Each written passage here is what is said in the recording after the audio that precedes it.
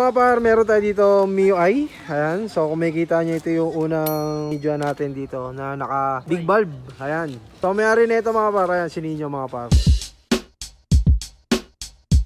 So tatanungin natin kung ano yung kargahan ng kanyang MIUI. So ano ba yung block na kinabit dyan?